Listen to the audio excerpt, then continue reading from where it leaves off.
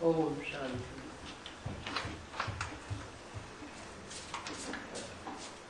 आज की तिथि है 7 जनवरी 1967। प्रातः क्लास। रिकॉर्ड चला है, इस पाप की दुनिया से दूर कहीं ले चलो।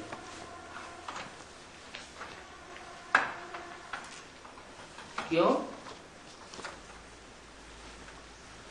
ये गीत क्यों बजाया?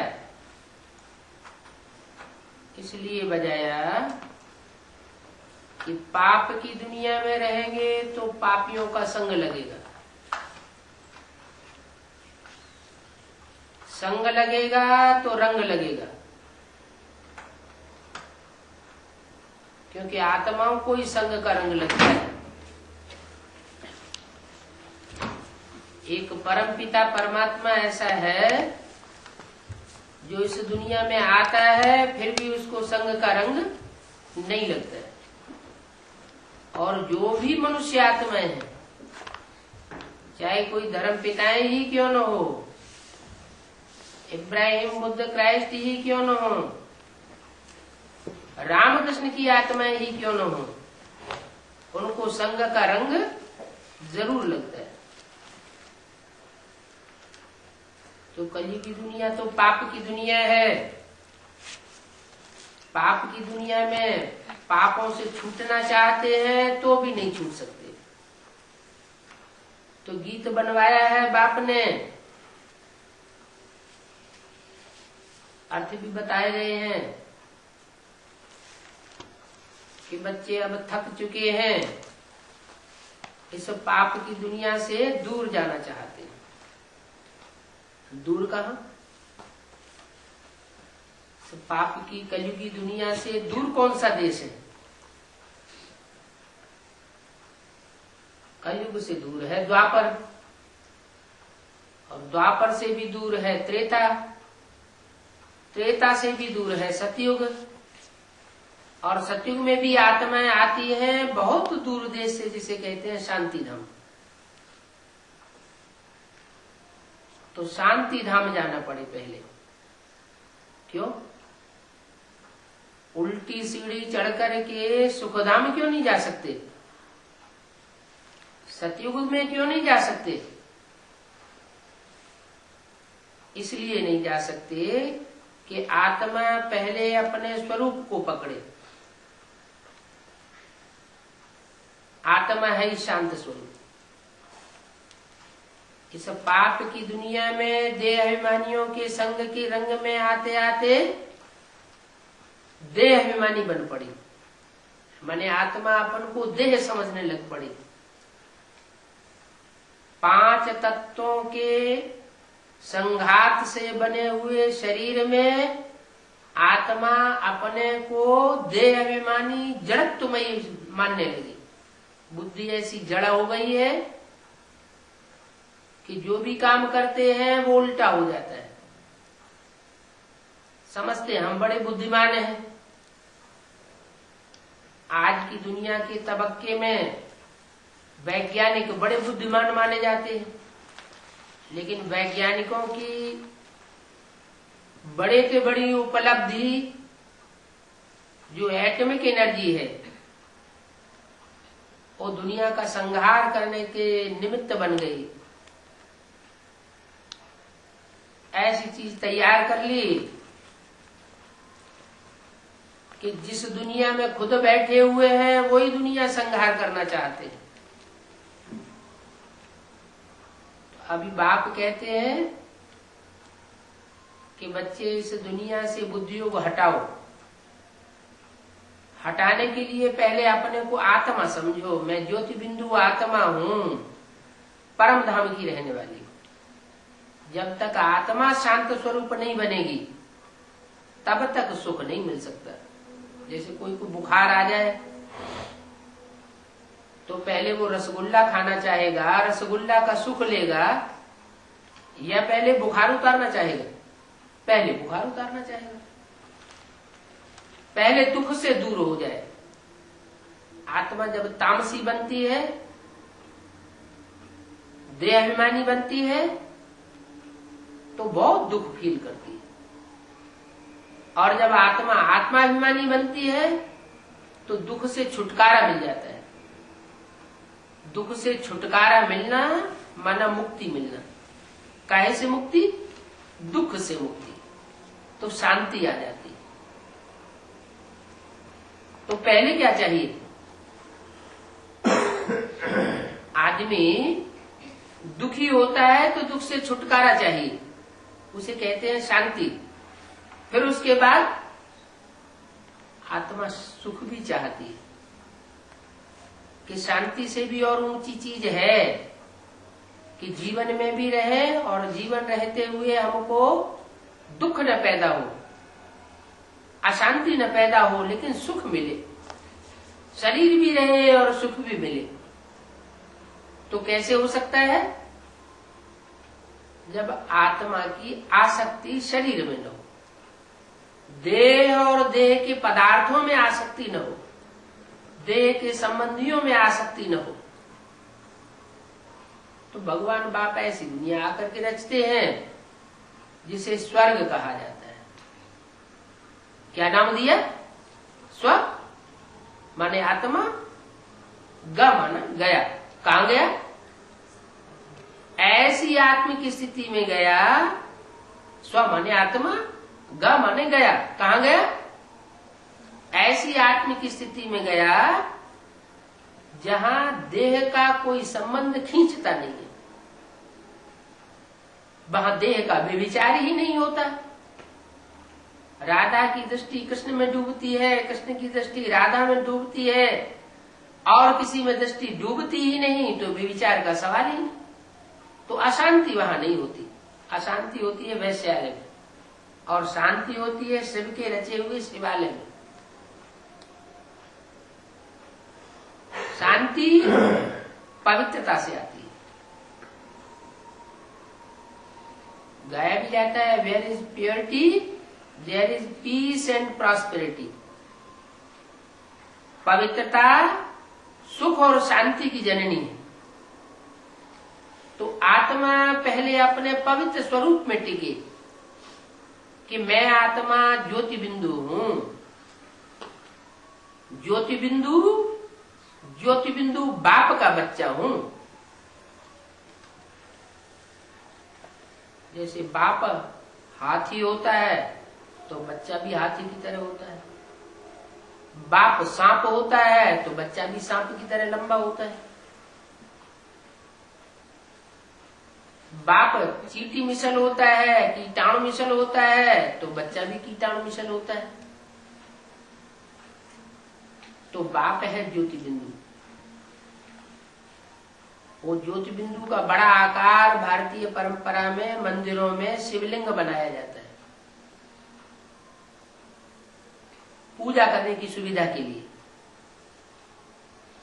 वो शिवलिंग ही परमात्मा का स्वरूप है, परम पिता का स्वरूप है। किसका पिता? सब आत्माओं का पिता। जो भी आत्माएं हैं, बिंदु बिंदु बिंदु बिंदु शरीर धारण करने वाली आत्माएं, उन सब का बाप।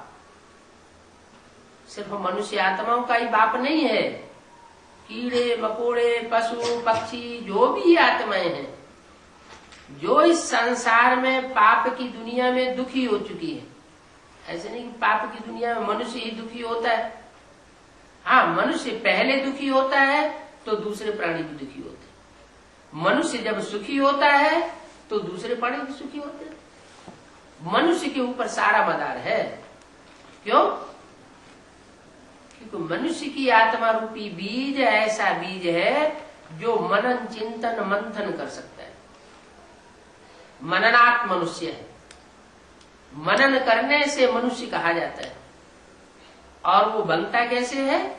तो मनु की औलाद बना तो मनुष्य बना। मनु माना ब्रह्मा। तो वो सुप्रीम सोल गर्भ से तो जन्म नहीं लेता, लेकिन इस सृष्टि पर जब आता है तो विशेष दो आत्माएं हैं जो हीरो हीरोइन के रूप में इस सृष्टि पर पार्ट बजाती है। राम और कृष्ण की आत्मा। उनमें से कृष्ण की आत्मा को वो पहले प्रत्यक्ष करता है, गाया भी जाता है त्वमेव माता च पिता त्वमेव।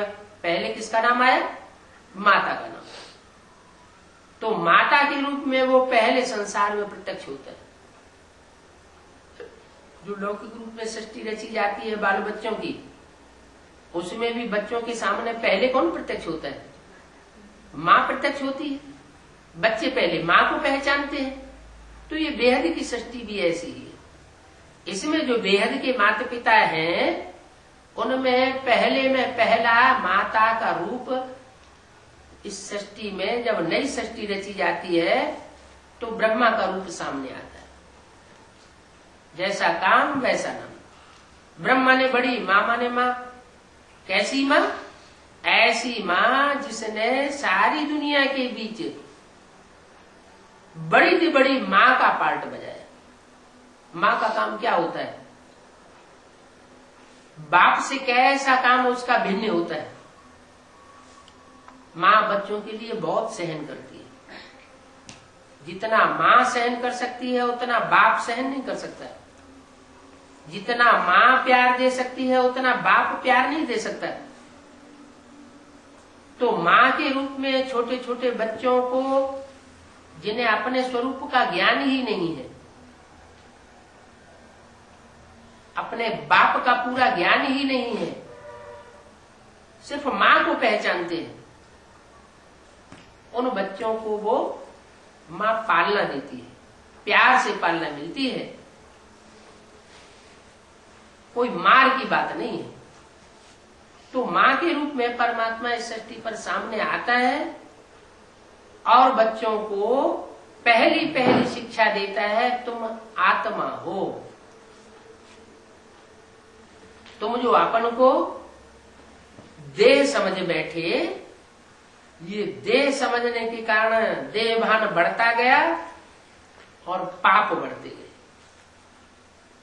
काम, क्रोध, लोभ, मोह, अहंकार, ये 5 विकार हैं।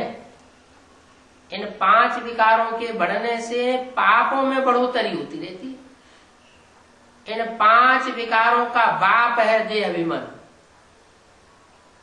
जैसे जैसे देह अभिमान बढ़ता है, देह की याद आती है, देह के संबंधियों की याद आती है, देह के पदार्थ याद आते हैं, वैसे वैसे देहभान बढ़ता जाता है, विकार बढ़ते जाते हैं, पाप बढ़ते जाते हैं।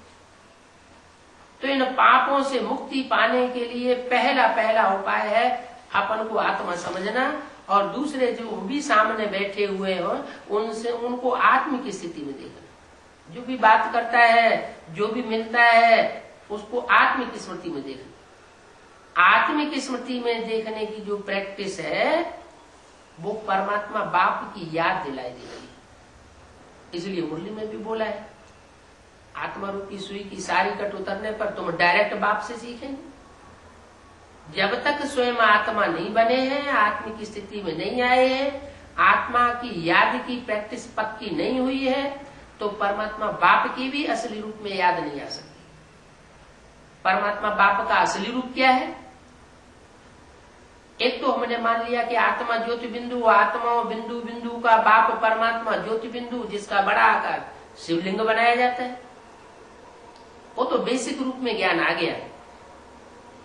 लेकिन वो ज्योति बिंदु कैसे हमारा पिता बनता है, कैसे माता बनता है, कैसे गुरु बनता है, कैसे टीचर बनता है, कैसे सर्व संबंध निभाता है? क्योंकि संबंध तो तभी निभाए जाते हैं जब साकार में। साकार नहीं है तो संबंध भी नहीं। वो तो एक ही संबंध बनता है बिंदु बिंदु आत्माओं का, बिंदु परमपिता के साथ। बिंदु बिंदु आत्माएं, बच्चे बच्ची भी नहीं, और परम पिता, वो पिता। पिता भी किस आधार पर? वो पिता इस आधार पर है कि आकर के ज्ञान देकर हमको आत्मा का परिचय देता है।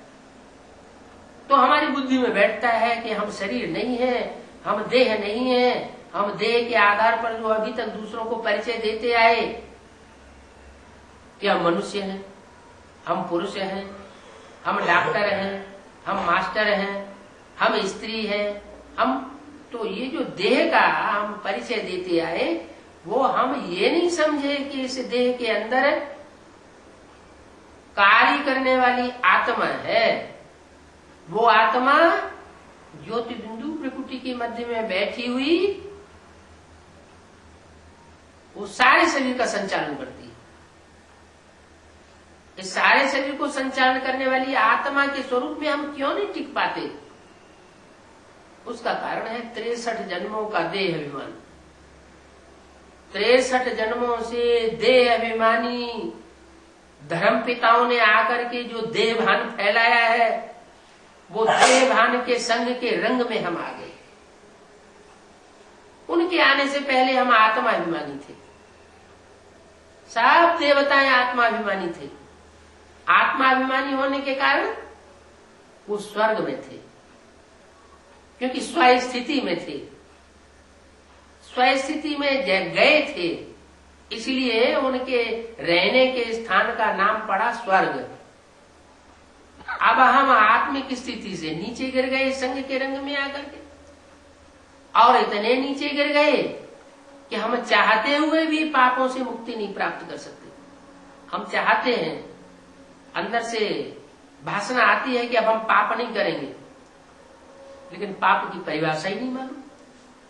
पाप क्या है, पुण्य क्या है, ये हमें पता ही नहीं चलता।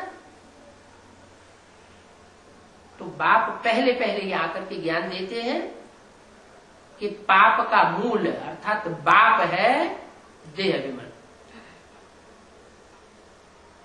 मैं देह अभिमानी नहीं बनता हूं, माने आत्माओं का जो बाप है वो देह अभिमानी नहीं बनता। बल शरीर में आता है, रामकृष्ण के शरीर में प्रवेश करता है, कृष्ण के अंतिम जन्म के चोले में प्रवेश करता है, ब्रह्मा नाम देता है। उसके द्वारा भी तो पाप करने की तो कोई बात ही नहीं, क्योंकि कोई भी ब्रह्मा कुमार कुमारी जो ब्रह्मा से पैदा हुआ, वो आज तक ऐसा कोई ब्रह्मा कुमार कुमारी नहीं मिला, चाहे वो कुखवंशावली हो चाहे मुखवंशावली हो, जो ये कहे कि ब्रह्मा ने हमको दुख दिया, ब्रह्मा ने हमको टेढ़ी नजर से देखा, ब्रह्मा ने हमको अशांति पैदा कर दी। कोई ब्रह्मा कुमार कुमारी ये नहीं कहेगा। तो माँ का जो पार्ट है वो ब्रह्मा के रूप में परमात्मा शिव ने बखूबी निभाया। लेकिन होता क्या है कि बच्चे दो तरह के होते हैं। एक कुछ आत्मा ऐसी होती है कि उन्हें कितनी भी पढ़ाई जाए तो वे अपने स्वरूप को नहीं छोड़ती, क्योंकि ज्यादा से ज्यादा दूसरे धर्म पिताओं के संसर्ग संपर्क में आई है, तो जल्दी अपने देहभान को छोड़ नहीं पाती। न छोड़ पाने के कारण वो आत्मिक स्थिति में टिके ही नहीं पाती। और कुछ आत्मा ऐसी है जो परमात्मा का ज्ञान मिलने के तुरंत बाद उस स्थिति में टिकना आरंभ कर देती है। वो है सूर्यवंशी और चंद्रवंशी आत्माएं, जो सृष्टि के आदि में फाउंडेशन डालने वाली बनती है। ज्ञान सूर्य शिव, वो राम वाली आत्मा में प्रवेश करता है पहले। इसलिए गीता में लिखा हुआ है कि मैंने पहले ये ज्ञान सूर्य को दिया। वो सूर्यवंशी राम वाली आत्मा वो बीज है मनुष्य सृष्टि का। वो बीज ऐसे नहीं है कि जैसे शिव है। शिव को तो जन्म मरण का चक्र लगता नहीं है, और राम वाली आत्मा को जन्म मरण का चक्र लगता है। राम बीज है और उससे जो पहला पत्ता पैदा होता है वो कृष्ण की सूल है, उसको भी जन्म मरण का चक्र लगता है। तो राम कृष्ण जैसी जो आत्माएं हैं उनको भी जन्म मरण का चक्र लगता है। देह अभिमान में आती है, देह में बंधते बंधते देह के सुख भोगते नीचे गिरती जाती है। तो और दुनिया की कोई आत्मा कैसे बच सकती है? किसी का सदा काल के लिए निर्वाण कैसे हो सकता है? मुक्ति कैसे हो सकती है? शास्त्रों में विद्वानों ने लिख दिया है कि सदाकाल की मुक्ति हो जाती है, सदाकाल के लिए आत्मा जन्म मरण के चक्र से छूट जाती है। लेकिन अंदर से पूछे, कोई आत्मा अपने अंदर झांक के देखे कि वो आत्मा सुख चाहती है या दुख चाहती है, शरीर छोड़ना चाहती है, आत्मा के अस्तित्व को खत्म करना चाहती है हमेशा के लिए, या आत्मा के रहते रहते सुख भोगना चाहती है। तो सब यही कहेंगे कि हमारा शरीर न छूटे, शरीर भी रहे, आत्मा भी रहे, और आत्मा तो होती ही अविनाशी है। भले शरीर छूट जाता है तो आत्मा तो कभी खत्म हो नहीं सकती। परमात्मा के लिए कह देते हैं कि वो बार बार इस सृष्टि पर आकर के इस सृष्टि के मनुष्यों का उद्धार करता है, पतितों को पावन बनाता है, और आत्माओं के लिए कहते हैं सदाकाल की मुक्ति हो जाए। जब आत्माएं इस सृष्टि रूपी रंगमंच से सदाकाल के लिए मुक्त नहीं हो सकती, ये सत्य है। परमात्मा भी मुक्त नहीं हो सकता। परमात्मा भी इस सृष्टि पर बांधा हुआ है कार्य करने के लिए, पार्ट बजाने के लिए। आत्माएं भी इस सृष्टि पर बांधी हुई है पार्ट बजाने के लिए, लेकिन परमात्मा जो पार्ट बजाता है वो तुरीया पार्ट बजाता है। आत्मा ऐसा तुरीया पार्ट नहीं बजा सकती। तुरीया माने बिल्कुल अलग, और आत्माओं के मुकाबले उस सुप्रीम सोल को संग का रंग नहीं लगता। ये तुरीया पार्ट है। क्यों? क्योंकि वो गर्भ से जन्म नहीं लेता। गर्भ से जन्म क्यों नहीं लेता? इसलिए नहीं लेता कि उसका पाप पुण्य बनता ही नहीं। वो 100% ऐसा कूट कूट के ज्ञान भरा हुआ है उस आत्मा में सदा सर्वदा के लिए, जिसके कारण उसको सदा शिव कहा जाता है, कि वो पाप कर्म कर ही नहीं सकता। किसी शरीर में प्रवेश करके जो भी बोलेगा सत्य ही बोलेगा, जो भी कर्म करेगा सत्य कर्म करेगा, जो भी वाइब्रेशन छोड़ेगा सत्य वाइब्रेशन छोड़ेगा। जिन्हें जिन्हें भी दृष्टि से देखेगा वो सत्य दृष्टि, सत्य सृष्टि का निर्माण करेगी। कलयुग का निर्माण नहीं कर सकता। परमात्मा आता है पाप की दुनिया को नष्ट करके और पुण्य आत्माओं की दुनिया बनाने के लिए। ये काम दुनिया में और कोई नहीं कर सकता है। कोई मनुष्य आत्मा नहीं कर सकती। रामकृष्ण की आत्मा भी ये कार्य नहीं कर सकती अगर परमात्मा उनमें प्रवेश न करे। वो सुप्रीम सोल ही है जो इस सृष्टि को बदल सकता है अपनी दृष्टि से, क्योंकि उसकी दृष्टि में कोई भी प्रकार का ऐसा निष्कृष्ट भाव आ ही नहीं सकता, क्योंकि वो गर्भ से जन्म नहीं लेता। वो आता भी है तो श्रेष्ठ इंद्रियों की पैदाइश करना सिखाता है। श्रेष्ठ इंद्रियां है ज्ञान इंद्रियां, आंख, नाक, कान, मुख, ये ज्ञान इंद्रियां। इन ज्ञान इंद्रियों के प्यार से सृष्टि बनती है। और ये धर्म पिताएं जब से आते हैं मनुष्य गुरु, तब से ये भ्रष्ट इंद्रियों का व्यभिचार फैलाते हैं। उन भ्रष्ट इंद्रियों के व्यभिचार से जो संतान पैदा होती है, जिसे मूत्र की पैदाइश कही जाए, वो दुखदायी बनती चली जाती है। शुरुआत में तो हर चीज सतो प्रधान होती है। द्वापर के आदि में जब इब्राहिम आए और मूत्र की पैदाइश शुरू हुई, उस समय ये पैदाइश भी इतनी दुखदायी नहीं थी, सात्विक स्टेज में थी। फिर धीरे धीरे दुखदायी बनती चली गई। पहले सतो प्रधान, फिर सतो सामान्य, फिर रजो, और लास्ट में आकर के तामसी बन गई। भगवान भी आकर के जो सृष्टि रचता है, सत्य सृष्टि सतयुग की बनाता है, वो भी पहले पहले 16 कला संपूर्ण होती है। 16 कला संपूर्ण जो सृष्टि बनाता है, वो त्रेता के अंत में आकर के 8 कलाओं से भी नीची हो जाती है। देहभान शुरू हो जाता है। देह का सुख भोगते भोगते देवताएं अपने को देह समझ बैठते हैं। आत्मिक स्वरूप भूल जाता है। तो आत्मिक स्वरूप भूला, देह अभिमान में आया, माना नरक में आया। नरक क्यों कहा गया ना? नर माना मनुष्य, का माना करे। मनुष्य जो कुछ करता है वो है नरक। मनुष्य जो भी काम करेगा, जब तक परमात्मा का ज्ञान नहीं होता है तो मनुष्य है, नर है। नर जो भी करता है वो उल्टा ही काम करता है।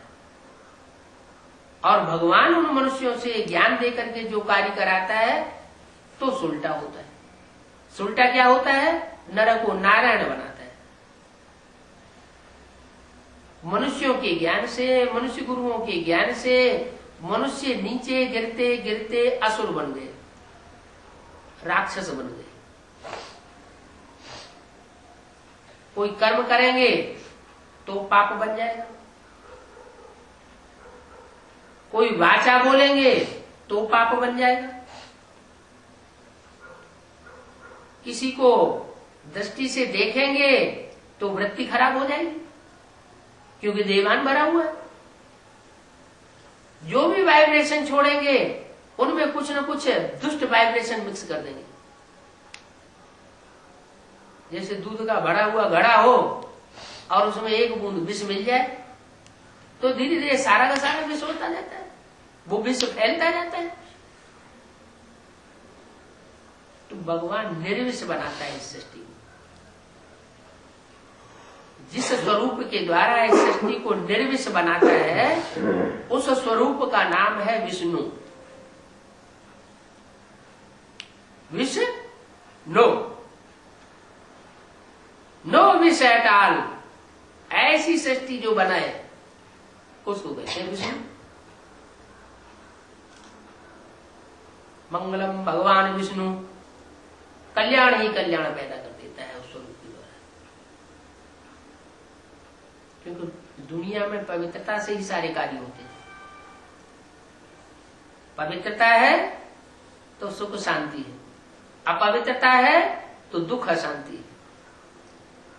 तो ये दुख अशांति वाली दुनिया, पाप की दुनिया, इस दुनिया से निजात पाने के लिए, छुटकारा पाने के लिए आत्मा पुकारती है भगवान को, इस पाप की दुनिया से दूर कहीं ले चल। ऐसे नहीं कि कलयुग के अंत में ही पुकारती है और कलयुग के अंत में जब परमात्मा इस सृष्टि पर आ जाता है उसके बाद पुकारना हमेशा के लिए बंद हो जाता है। नहीं, आने मात्र से तुरंत बंद नहीं हो सकता,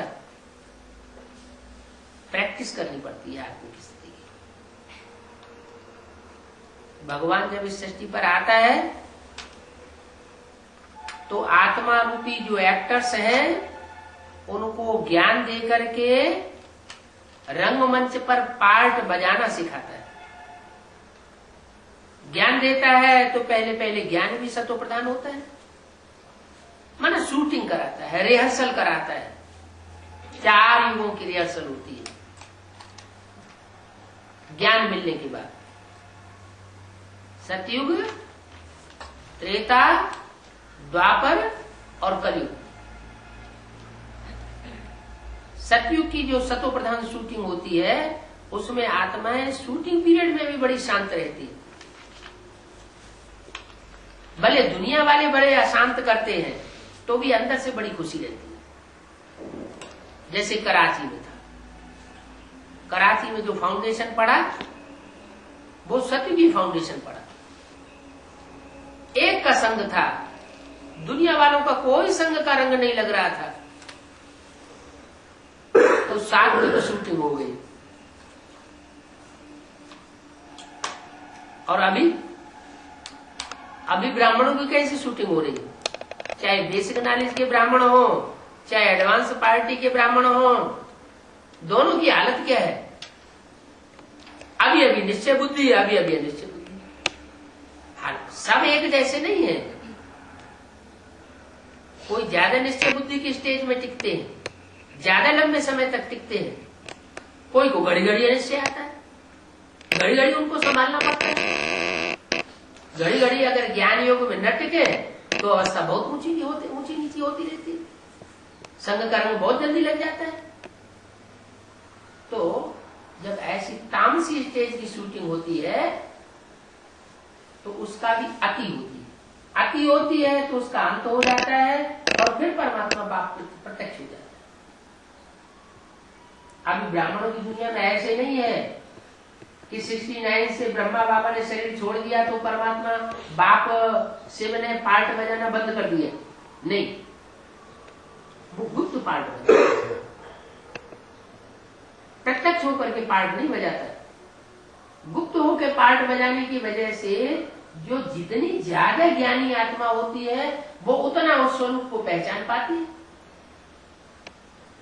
और जितनी ज्यादा अज्ञानी होती है, ज्ञान लेने के बाद भी अज्ञानता के कर्म करती है, उतना परमात्मा पाठ से दूर रहती है और पहचान नहीं पाती है। इसलिए भगवान बाप तो ये भी कहते हैं कि मेरे साथ रहने वाले बच्चे मेरे को नहीं पहचान सकते। दिन रात साथ रहते हैं, साथ खाते हैं, साथ पीते हैं, साथ में सोते हैं, सब तरीके से साथ है। कोई ये नहीं कह सकता कि साथ नहीं मिल रहा है, फिर भी पहचान पूरी नहीं हो पाती। और जब पहचान पूरी नहीं होती तो बुद्धि बाहर की दुनिया में भागती है। रहते हैं मधुवन में और बुद्धि रहती है उनकी बाहर की दुनिया में। तो शूटिंग कहां की होगी, संकरंग कहां का लगेगा? बाहर की दुनिया का संकरंग लगेगा या परमात्मा बाप का संकरंग लगेगा?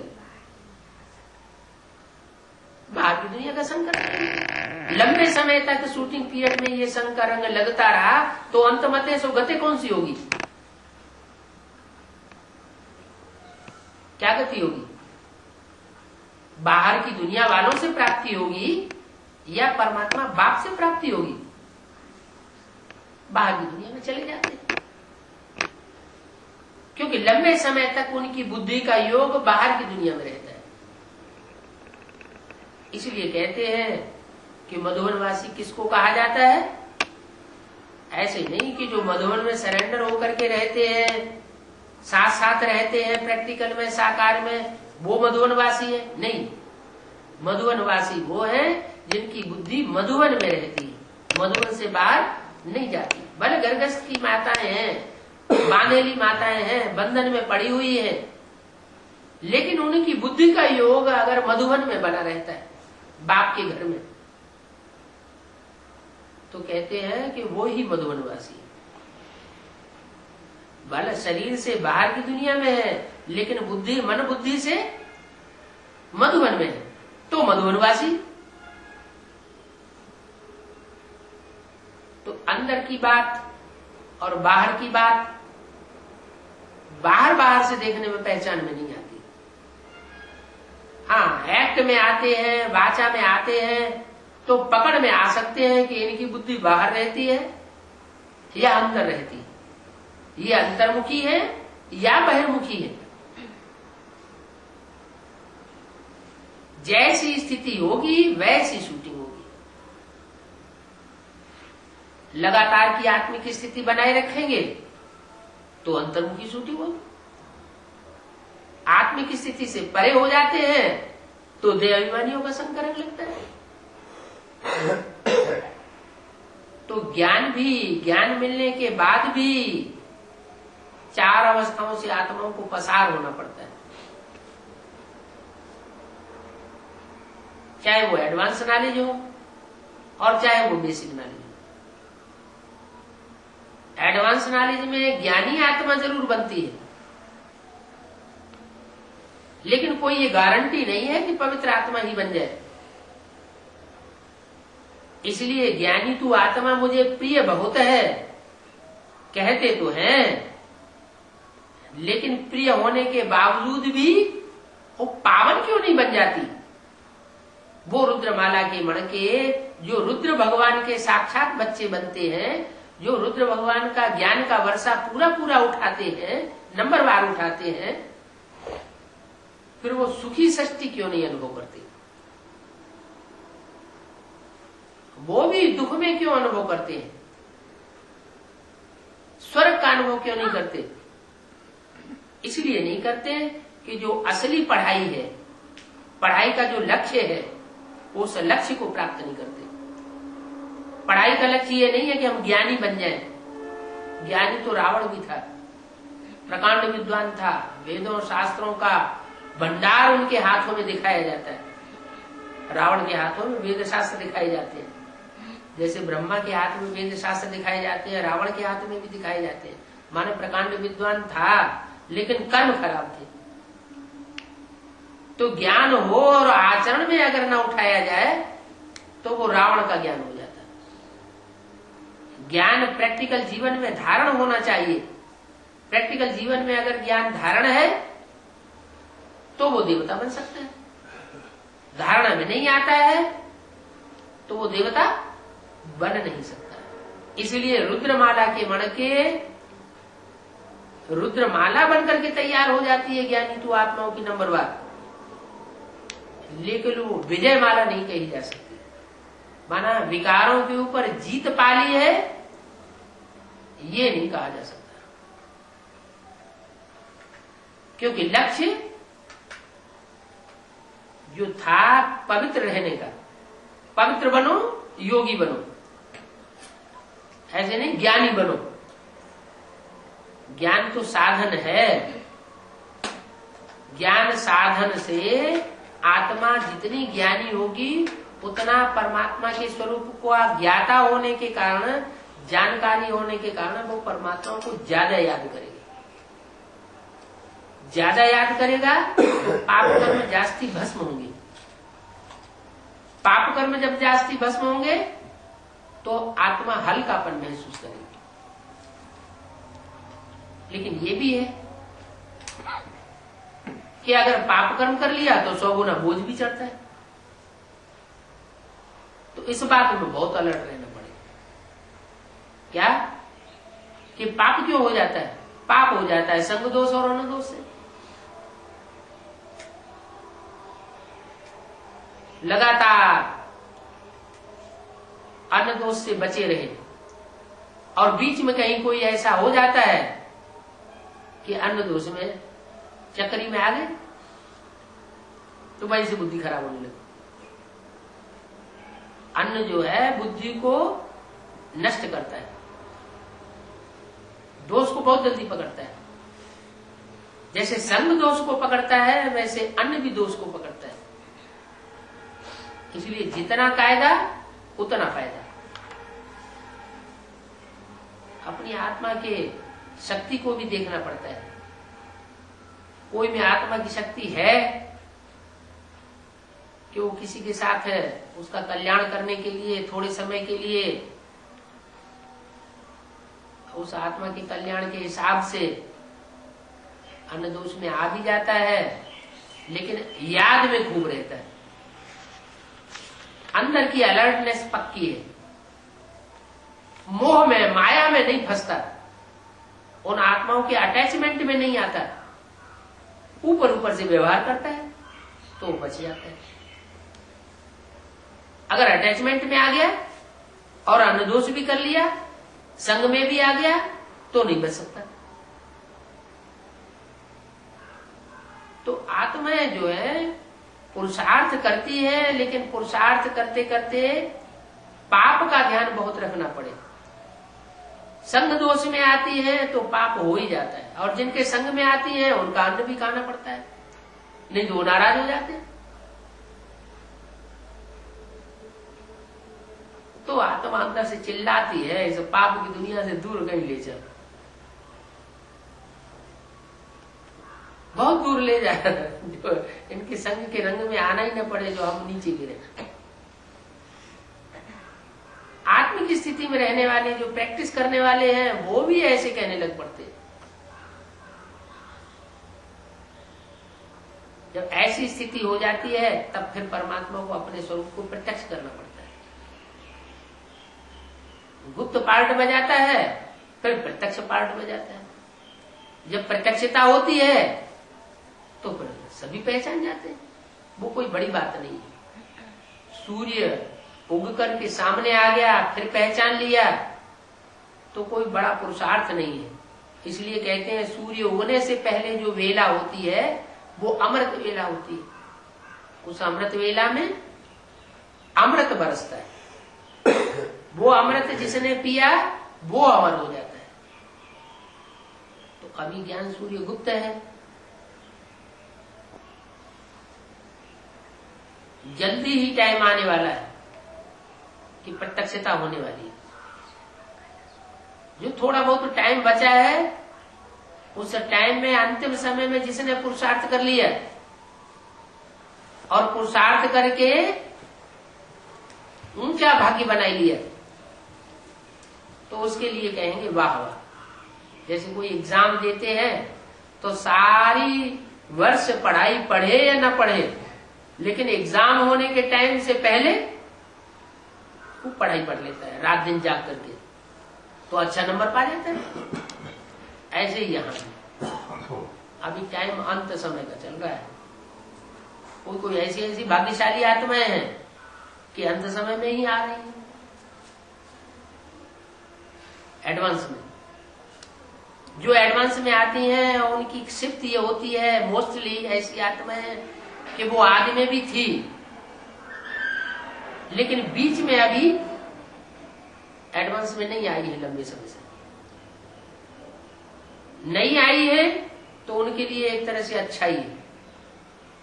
क्योंकि एडवांस में जो शुरुआत में आ गए और फिर विरोधी बन गए तो फायदा हुआ या नुकसान हुआ? ये तो बहुत भारी नुकसान हो गया। सदगुरु निंदा कराने वाले बन गए।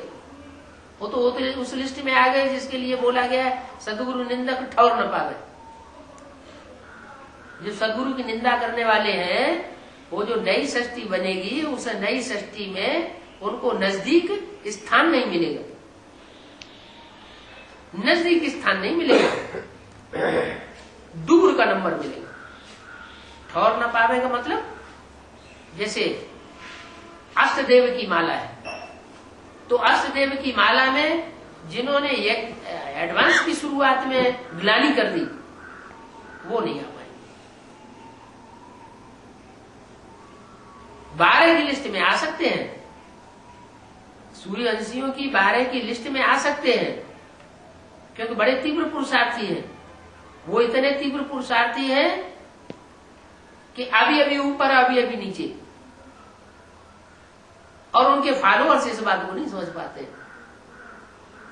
वो उनको फॉलो करते हैं, फॉलो करने की वजह से वो उनके नीचे नीचे गति को पकड़ लेते हैं। पहले दुर्गुणों को आदमी जल्दी पकड़ता है और सद्गुणों को जल्दी नहीं पकड़ पाता है। माया का एक बहुत बड़ा सद्गुण है, कौन सा?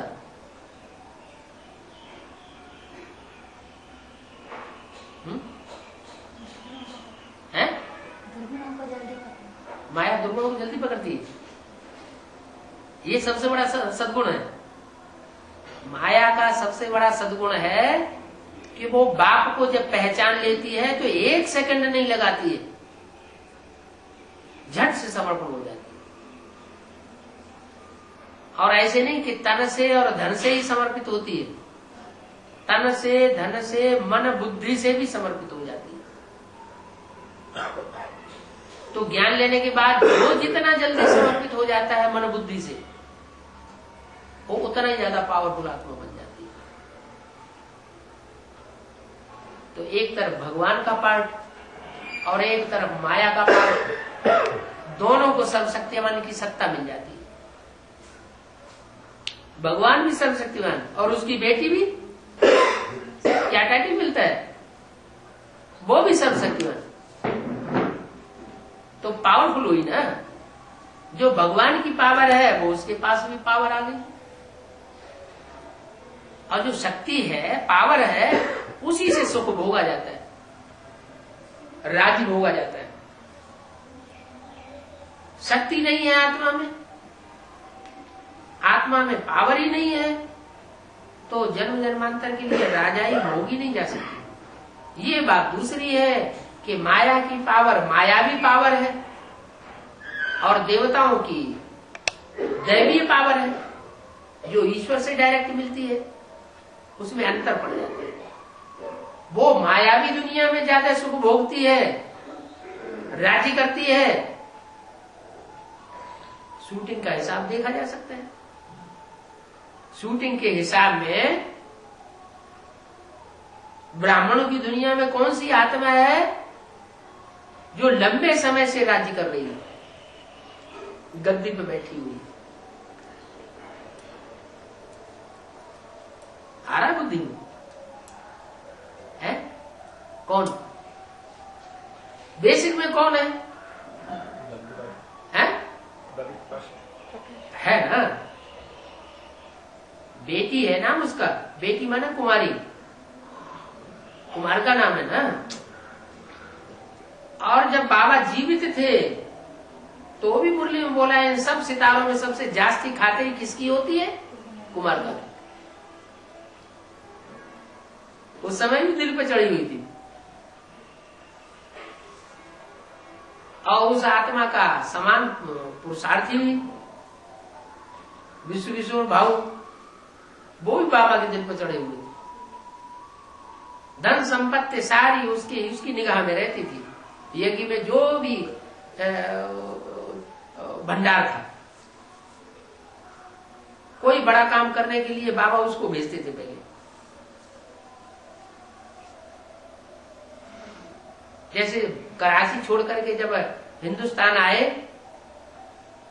बड़े जहाज में माल टाल और बच्चों को लेकर के बाबा जब आए बंबई में, तो बंबई से सबसे पहले विश्व किशोर भाऊ को भेजा कि जाओ बड़े शहरों में खोजो जाके कहीं कोई बड़ी बिल्डिंग मिल जाए। अहमदाबाद जाओ, पहले अहमदाबाद भेजा, देखो जाके कोई स्थान।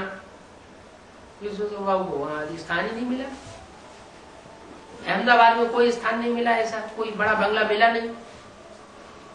फिर किसी ने उनके कान में ऐसा बताया कि वो एक बंगला वहां माउंट आबू में खाली पड़ा है, पोखरान हाउस, किसी राजा का बंगला है। वहां जाने से वो मिल गया।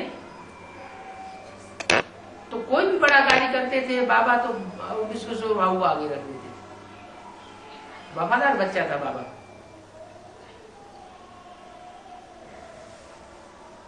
वफादारी जानवरों में भी होती है, ऐसे नहीं मनुष्यों में ही होती है। जानवरों में कोई ऐसा जानवर है जो बहुत वफादार होता है? कौन सा है?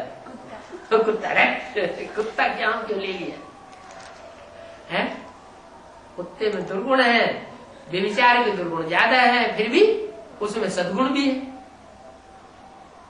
जैसे माया में दुर्गुण भी है, तो माया में एक सद्गुण सबसे ज्यादा है कि उसकी बुद्धि में जब कन्फर्मेशन हो जाता है तो वो देर नहीं लगाती। माया है विदेशी, माया रावण है विदेशी, और राम बाप है स्वदेशी।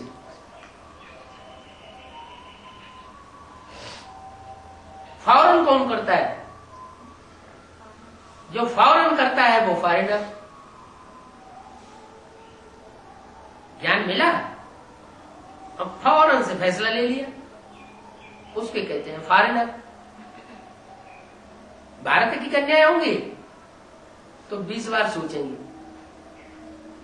जल्दी नहीं सरेंडर होती, घिस घिस बहुत लगते हैं। फॉरेन की कन्या होगी, अगर बुद्धि में फर्ज बैठ जाएगी तो फट से सरेंडर हो जाएगी। फॉरेन माने फौरन। और हिंदुस्तान में ये परंपरा है कि माना जाता है कोई काम करो तो जल्दी मत करो, अच्छी तरह से सोच समझ के फिर कदम उठाओ। ऐसा ना हो कदम उठाने के बाद फिर पीछे आना पड़े, वापस आना पड़े। अगर कदम उठाने के बाद वापस आना पड़ा तो मामला बिगड़ जाएगा। जैसे फॉरेनर्स एडवांस पार्टी शुरू होती है और फॉरेनर्स बाप को प्रत्यक्ष करते हैं, क्योंकि नियम बना हुआ है विदेशी ही बाप को प्रत्यक्ष करते हैं। तो धड़ाक से कूद तो पड़ते हैं, फैसला तो ले लेते हैं, लेकिन पूरी पहचान नहीं हो पाती जल्दी। पूरी पहचान न होने के कारण फिर बाद में बंडर खाते हैं, अरे ये क्या हुआ, ये तो हमने समझा ही नहीं।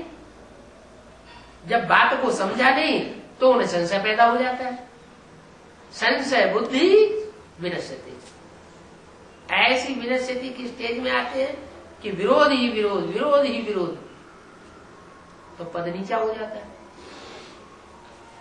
तो बजाय पद नीचा करने के क्या करना चाहिए, अच्छी तरह सोच समझ के फिर बुद्धि को, तन को, मन को समर्पित करना अच्छा है। इसलिए भारतवासी विजयी हो जाते हैं और विदेशी माया उसको हार खानी पड़ती है।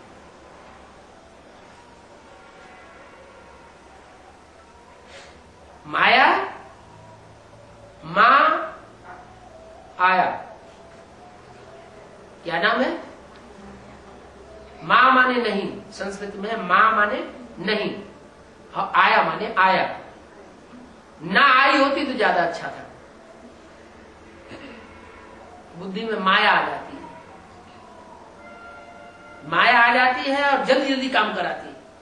ये भी करूं, वो भी करूं, इधर करूं, उधर करूं, उधर करूं, वो माया खराब कर देती है। इसलिए हिंदुस्तान में ये कहावत है, जल्दी का काम शैतान का होता है। बहुत जल्दी नहीं करनी किसी काम में, अच्छी तरह से सोच समझ के उसकी गहराई को आगा पीछा देख करके और फिर आगे बढ़ते रहना, धीरे धीरे धीरे धीरे, जैसे जू मिसल ड्रामा चलता है। बहुत से बच्चों को ये जल्दी होती है, अभी विनाश हो जाए, तो अभी विनाश हो जाए तो चल जाएगा क्या? इतनी बड़ी दुनिया है, एकदम विनाश हो सकता है क्या? टाइम तो लगेगा। अभी अभी स्थापना कब सती को आएगा, इतने टाइम तो हो गया लंबा लंबा। अरे जब धर्म पिताओं को अपने धर्म स्थापन करने में 100 वर्ष के अंदर का टाइम लग गया, तो भगवान आकर के इतना ऊंचा धर्म स्थापन करता है, देवी देवता सनातन धर्म कहा जाता है, उसमें टाइम तो लगेगा। जमते जामते थोड़ा ही हो जाता है, क्या तेली पे आम जमे आएगा? थोड़ा इंतजार करना पड़ता है, धैर्य धारण करना पड़ता है। बाबा बोलते भी रहते हैं, रिकॉर्ड भी बजाते रहते हैं, क्या कौन सा रिकॉर्ड बजाते हैं? धीरज धर मनुआ, धीरज धर, तेरे सुख के दिन आवेंगे। अरे कलयुग में इतने जन्मों से दुख भोगते आए, द्वापर में, कलयुग में, तो अब ये लास्ट जन्म का बहुत टाइम तो बीत गया है, थोड़ा सा समय रह गया है। इसमें भी ये गारंटी, अगर श्रीमत पर चलते रहेंगे तो दुख अनुभव नहीं हो सकता, और मनमत पर और मनुष्य की मत पर चलेंगे तो दुख पकड़ लेता है, अशांति पकड़ लेती है। बाबा डोरापा भी देते रहते हैं, मुरली में बोलते रहते हैं, हेवनली गॉडफादर मिला है तो हेवन में होना चाहिए। फिर रोते क्यों हैं, दुखी क्यों होते हैं, क्या कारण? हेवनली गॉडफादर मिला,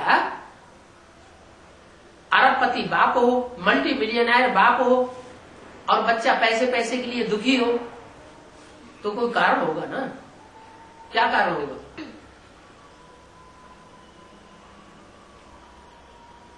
कोई कारण होगा ना कि इतना दुखी क्यों है बच्चा, जब अरबपति का बच्चा है तो जरूर बाप की मत पर नहीं चलता होगा, अपनी डपली अलग बजाएगा तो दूर हो ही जाएगा। ऐसे यहां भी है, बाप सबसे जास्ती दबाव देते हैं इस बात पर कि इस दुनिया में सब भ्रष्ट हैं। जो आज बहुत प्यार दिखा रहे हैं वो कल इतने स्वार्थी बन जाएंगे कि पता ही नहीं चलेगा कि इतने स्वार्थी हो सकते हैं।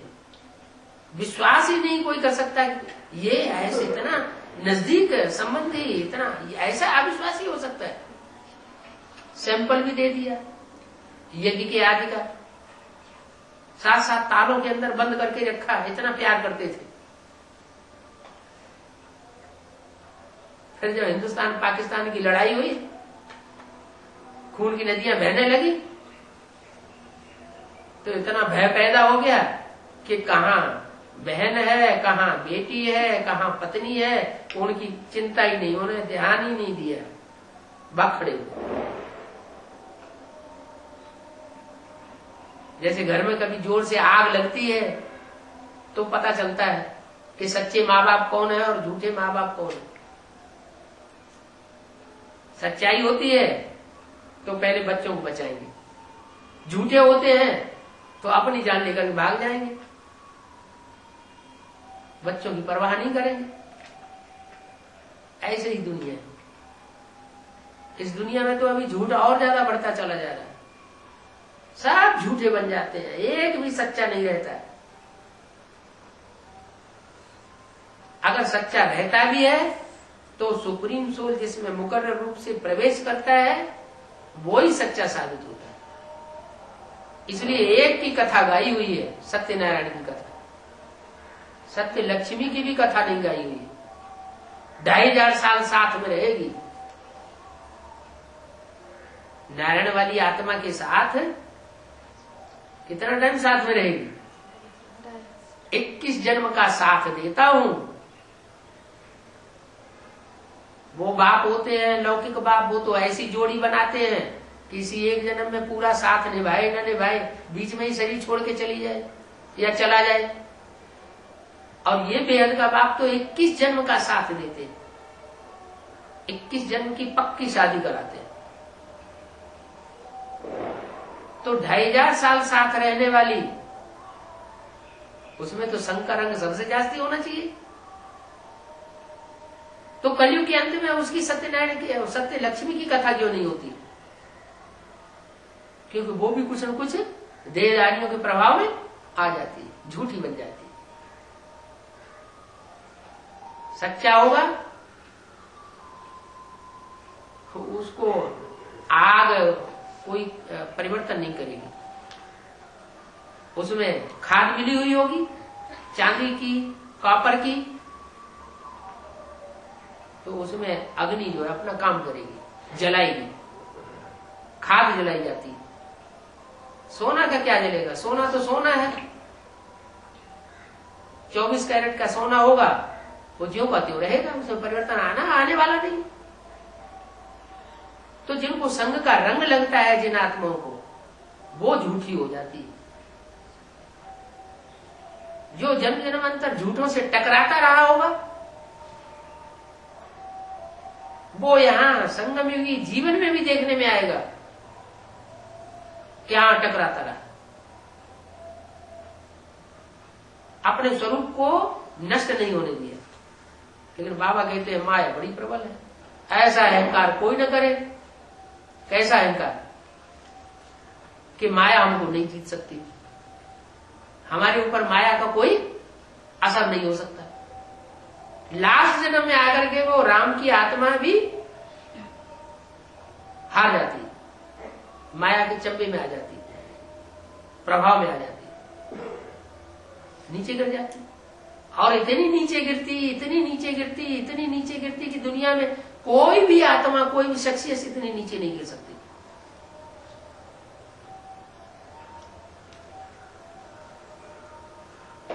ड्रामा बना हुआ है, ऊंच थे ऊंच पार्ट बजाने का और नीच थे नीच पार्ट बजाने का।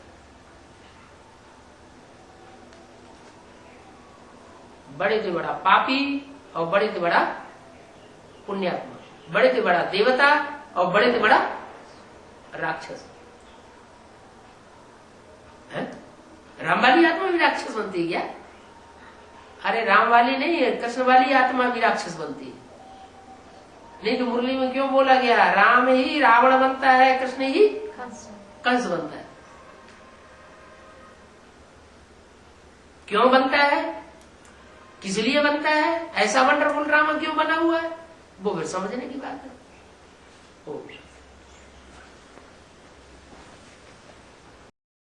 शरीर छोटा होता है, मैंने सुना है कि वो उनको 8 दिन पहले ही पता चल जाता है कि हमें 8 दिन पहले शरीर छोड़ देना है। ये क्या है? कोई आत्मा किसी जन्म में ज्यादा पाप कर्म नहीं करती है, कम पापी होती है दूसरों के मुकाबले, तो सात्विक स्टेज वाली होती है, उनको पता चल सकता है। कोई कोई के स्वप्न भी बहुत अच्छे होते हैं, स्वप्न सच्चे हो जाते हैं। कोई कोई को साक्षात्कार होते हैं पहले से और वो सच्चे साबित हो जाते हैं। कोई कोई को बच्चे ऐसे पैदा होते हैं, उनको एक जन्म की बात किसी की याद रह जाती है, सबको नहीं जाते हैं। नहीं, मैंने सुना, उन्होंने अपने तजर्बे बताए ना। तो ये अपने अपने कर्मों की गुण गति के हिसाब से होता है। जब उन्होंने जाना शरीर छोड़ना होता है तो वो बोल देते हैं कि मुझे इस दिन शरीर छोड़ना है, और बस वो बैठ जाते हैं। तो गुरु भी जाते हैं। कभी कभी क्या होता है, ज्यादातर मनुष्य गुरु जो होते हैं वो तांत्रिक प्रक्रियाओं वाले होते हैं, तंत्र विद्या, भूत प्रेत को उपासना करने वाले। तो भूत प्रेत जो आत्माएं बनती हैं, शरीर छोड़ करके रहती हैं सूक्ष्म शरीर से, उनको अंदरूनी बात का जल्दी पता लग जाता है। जो शरीर में बंद करके रहने वाली आत्माएं हैं, उनको अंदरूनी बात का पता नहीं लगता। जैसे आपने देखा मजमा लगाने वाले कोई कोई होते हैं, तो मजमा लगाते हैं और कोई बच्चे को या कोई आदमी को सुला देते हैं और उसमें आत्मा की प्रवेशता करा देते हैं। कोई भूत पीड़ित प्रवेश कर जाता है। फिर किसी आदमी को खड़ा करके पूछते हैं, बताओ इसकी जेब में कितने रुपए हैं, और वो बताता है। तो जेब के अंदर तो अंदर रखे हुए हैं पैसे, पॉकेट के अंदर। उसने कैसे बता दिया कि इतने नोट 100 के हैं, इतने नोट 50 हैं? क्यों? सूक्ष्म शरीरधारी आत्मा है। तो ये छोटे मोटे चमत्कार करने से कोई सृष्टि का कल्याण नहीं होता है। जैसे साईं बाबा है, बड़े बड़े बालों वाले, तो मुट्ठी खोलते हैं, चुटकी में से लड्डू निकाल देते हैं, पेड़ा निकाल देते हैं। इसे क्या भगवान साबित हो जाते हैं? भगवान तो वो कार्य करेगा जो इंसान कर ही नहीं सकता है। भगवान नरक को स्वर्ग बनाता है, नरक की दुनिया का विनाश कराता है। ये काम कोई मनुष्य आज तक कर ही नहीं सका। भगवान छोटे मोटे काम करेगा क्या? बाजीगरी करेगा?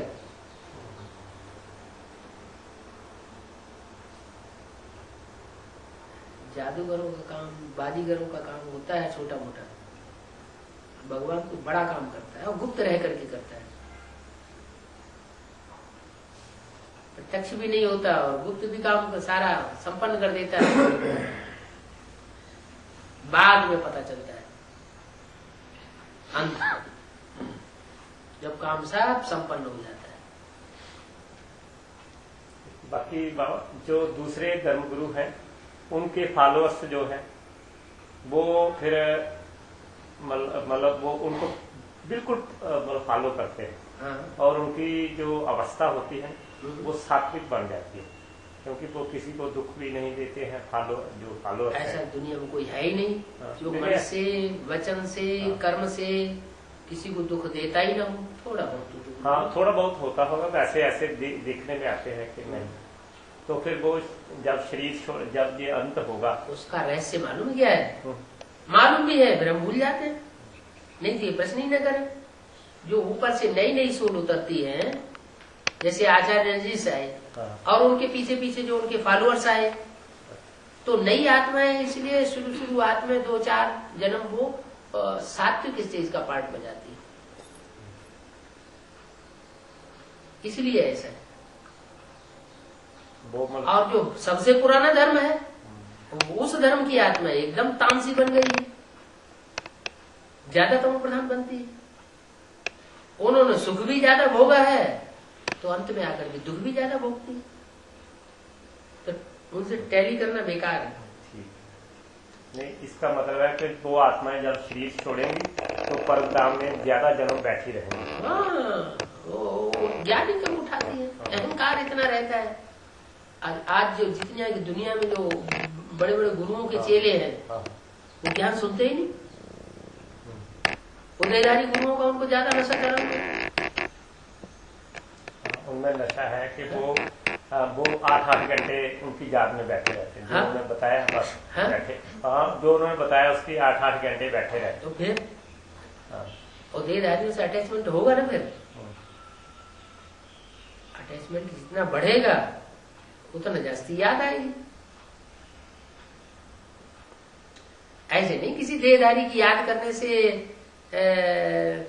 सुख मिलता नहीं है, मिलता है, लेकिन अल्पकाल का सुख मिलता है। रिजल्ट में फिर बाद में पता चलेगा कि हम लंबे समय तक शांति धाम में बैठे रहेंगे, उनकी आत्मा, और थोड़े समय के लिए षष्ठी पार करके शुभ होगा। अंत में उनको पता चलेगा। क्यों नहीं पता? 500 करोड़ मनुष्य आत्माओं में से कोई भी ऐसी आत्मा नहीं जो बाप के घर को न पहचाने और बाप को न पहचाने। नहीं तो इस दुनिया से छुटकारा हो ही नहीं सकता। इस दुनिया से छुटकारा तो तभी होगा, माने मुक्ति का वर्षा तभी मिलेगा। मुक्ति माने छुटकारा, दुख अशांति से छुटकारा तब ही मिलेगा जब बाप को पहचाने। बाप का वर्षा कैसे पाएंगे? बाप का बच्चा नहीं बनेंगे तो बच्चा वो जो बाप की बात माने। रचयिता अगर रचना के कंट्रोल में आ गया और मोह में फंस गया तो रचयिता रचयिता नहीं। रचयिता हमेशा कंट्रोलर होना चाहिए, रचना कंट्रोल्ड होनी चाहिए।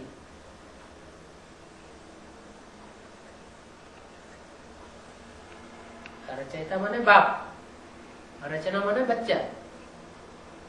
वो बच्चा बच्चा नहीं जो रचयिता बाप के कंट्रोल में न हो। वो पत्नी पत्नी नहीं जो पति के कंट्रोल में न हो। पति है रचयिता, पत्नी है रचना। छोटे छोटे चमत्कारों में दुनिया फंस जाती है।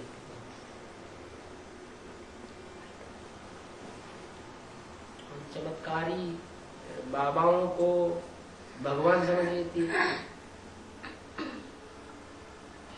यही है, क्योंकि मैं राधा स्वामी सत्संग है ना, तो वहाँ तो जाते ही रहते हैं। तो वहाँ अभी भी जाते हैं, मगर पहले तो हमारा 20 साल समझो हो गए, तब तो हम तब से जाते रहते हैं। तभी का मैं उनका ही बता रहा हूँ कि वहाँ पर तो ऐसी ऊंची स्टेज के लोग मिलते थे कि वो दिन रात वो सोते भी नहीं थे। तो वो उनकी अवस्था देखनी है तो खेला हुआ चेहरा, बस थकावट बिल्कुल नहीं। रात को वो ड्यूटी देते थे।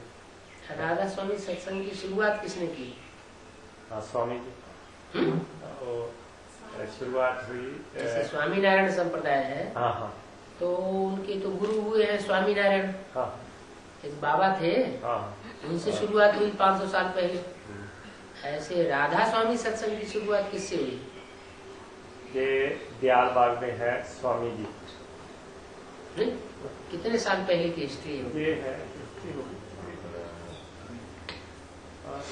100 साल पहले की, 150 साल हो गया। हाँ, ये अभी लास्ट की आत्मा है। लास्ट में तो थोड़ा सुख में रहेंगी, लास्ट में प्रत्यक्षता होगी, तब वो भी तामसी बन जाती है।